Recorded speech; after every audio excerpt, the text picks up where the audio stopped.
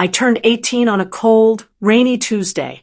Most people celebrate their 18th birthday with friends, cake, maybe even a small party. For me, it ended with a black trash bag sitting on the floor by the front door. My clothes were inside. My mother stood in the kitchen with her arms crossed, watching me silently. There was no birthday cake, no congratulations, just that bag and the sound of rain hitting the windows. "You're 18 now," she said flatly. "That means you're an adult." I didn't like the way she said it. "Okay," I replied slowly. She pointed toward the bag. "Pack the rest of your things." My stomach tightened. "What are you talking about?" Her face didn't change. "I'm done supporting you," she said. "You've been a worthless mistake since the day you were born." The words felt like a punch to the chest. For a moment, I thought she was joking, or maybe just angry. But the look in her eyes told me she meant every word. "Mom, I'm still finishing school," I said quietly. "I just need some time." She shook her head like the conversation was already over. "No, I've wasted enough years dealing with you." My hand started shaking. "Where am I supposed to go?" I asked. She walked to the door, opened it, and pointed outside. "That's your problem now." The rain outside was pouring hard, soaking the street and turning the sidewalk into dark puddles. I stood there for a moment, hoping she would change her mind. She didn't. So I picked up the trash bag, stepped out into the rain, and heard the door slam shut behind me. Just like that, I was homeless. The first few weeks were the hardest. I stayed on friends' couches when they had space. When they didn't, I spent nights sitting in diners or cheap motels if I had enough money. During the day, I worked whatever jobs I could find, washing dishes, cleaning floors, unloading heavy boxes in warehouses. Every night I went to bed exhausted, but one sentence kept echoing in my mind. Worthless mistake. At first, those words hurt, but slowly they started turning into something else. Motivation. I promised myself one thing during those nights.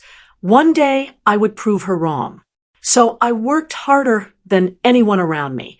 I finished school while juggling 2 jobs.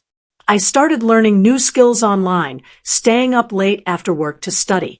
Years passed like that. Slowly, my life began to change. And 5 years later, I finally did something nobody, including my mother, ever expected. The first year after my mother kicked me out was the hardest period of my life. Every day felt like survival. I woke up before sunrise to catch a bus to my morning job at a small restaurant where I washed dishes for hours. My hands were always dry and cracked from the hot water and soap, but I never complained. I needed the money. After that shift ended, I went straight to my second job at a warehouse, unloading trucks and stacking heavy boxes until my back felt like it might break. At night, when most people were relaxing at home, I was either finishing schoolwork or trying to figure out how to improve my future. There were nights when exhaustion made me question everything, but then I would remember the last thing my mother said to me. Worthless mistake. Those 2 words became fuel. Instead of letting them destroy me, I decided they would push me forward. After finishing school, I started spending every spare moment learning online. At first, it was confusing and frustrating. There were nights when I stared at my laptop screen for hours trying to understand things that seemed impossible. But slowly, things started to click. What began as a small side hustle eventually started bringing in real money. At first, it was just enough to cover rent and food. Then it grew a little more. Months turned into years. The cheap motel rooms turned into a small apartment. The old secondhand laptop turned into a full workspace. And the kid who once carried his life in a trash bag slowly built something real. 5 years after the night I was thrown out, my life looked completely different. I owned a growing online business. I had employees working with me. And for the first time in my life, I wasn't worried about surviving the next week. One afternoon, I walked into the glass building where my office was located. The lobby was bright and quiet, with people moving in and out for work. I was heading toward the elevator when I noticed someone standing near the entrance.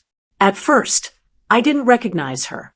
Her clothes looked worn, and her face looked older than I remembered. But when she turned toward me, my heart skipped a beat. It was my mother, the same woman who once called me a worthless mistake. For a moment, we just stared at each other. Then she slowly walked toward me, and the first thing she said made the entire situation even more unbelievable. "Can we talk?" For a few seconds, I just stared at her. The last time I had seen my mother, she was standing in the doorway of our house, pointing into the rain, and telling me I was a worthless mistake. Now she stood in the lobby of my office building, looking smaller, somehow. Her clothes were worn, and the confidence I remembered was gone. "Can we talk?" she asked quietly. Part of me wanted to walk straight past her, but curiosity stopped me, so I nodded toward a small seating area in the lobby. We sat down across from each other, the silence between us heavy. For a moment she didn't speak. Then she sighed. "Things haven't been easy," she said. I didn't respond. She continued anyway. "I lost my job last year. The house, it's gone." I studied her face carefully. The woman who once looked so sure of herself now seemed nervous, almost desperate. Finally, she looked up at me. "I heard you've done well for yourself," she said. That sentence told me everything I needed to know. Someone had told her about my business, about my success, about the life I had built without her. And I asked calmly. She hesitated. I thought, maybe you could help me get back on my feet. There it was. Not an apology, not regret, just a request. I leaned back in my chair, remembering that rainy night 5 years ago, the trash bag, the slammed door, the feeling of standing alone in the street. "Do you remember what you said to me when you kicked me out?" I asked. She looked uncomfortable. "I was angry back then," she muttered. "You called me a worthless mistake."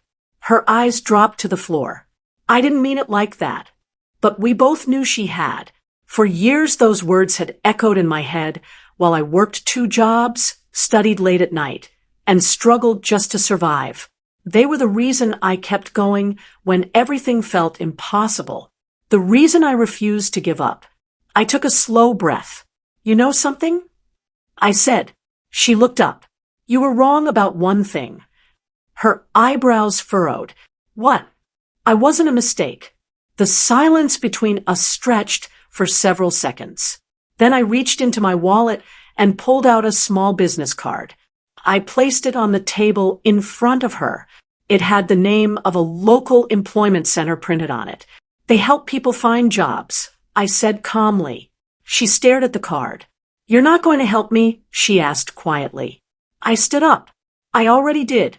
She looked confused. "How?" I gave her a small, calm smile. "You taught me exactly what kind of person I never wanted to become." For a moment, she didn't say anything. Then I walked toward the elevators, leaving the card on the table. Because the truth was simple. The kid she threw out with a trash bag 5 years ago had disappeared, and the